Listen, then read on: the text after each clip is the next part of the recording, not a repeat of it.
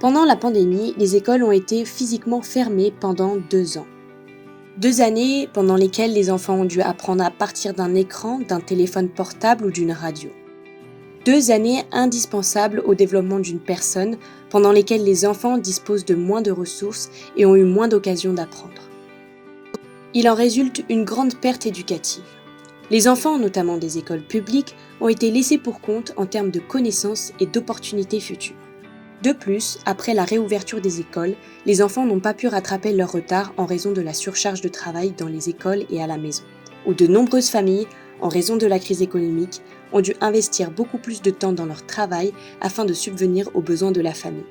C'est pourquoi, en 2022, le programme La Escuelita a été créé dans le but d'offrir aux élèves de première, deuxième et troisième année de l'école primaire, qui sont en danger sur le plan éducatif, un espace d'accompagnement afin d'acquérir les compétences appropriées à leur âge.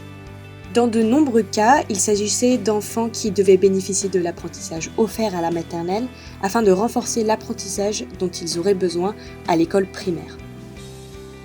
La Escuelita a été un espace où les enfants nous ont montré qu'il n'est pas possible d'enseigner si l'on ne s'occupe pas d'abord de la santé mentale. C'est pourquoi toutes les actions éducatives ont comporté des stratégies de soutien émotionnel permettant aux enfants d'être maîtres de leur discours, de leurs mots, de nous dire ce qu'ils ressentent et d'être, pour une fois, des enfants qui ne demandent qu'à être pris en charge et soutenus. Avec de l'amour, de l'accompagnement et du dévouement, les enfants obtiennent des résultats étonnants. Et la Escuelita ne fait pas exception à la règle. 100% des enfants inscrits récupèrent les compétences qu'ils n'avaient pas acquises auparavant. Et 98% des enfants montrent une amélioration des compétences socio-émotionnelles au cours des 3 premiers mois d'intervention. En outre, ce que nous souhaitons le plus au début de la vie scolaire, c'est que les enfants aillent à l'école heureux. Et nous sommes fiers de savoir que 100% des enfants déclarent aujourd'hui ressentir une joie d'apprendre qu'ils n'avaient pas auparavant.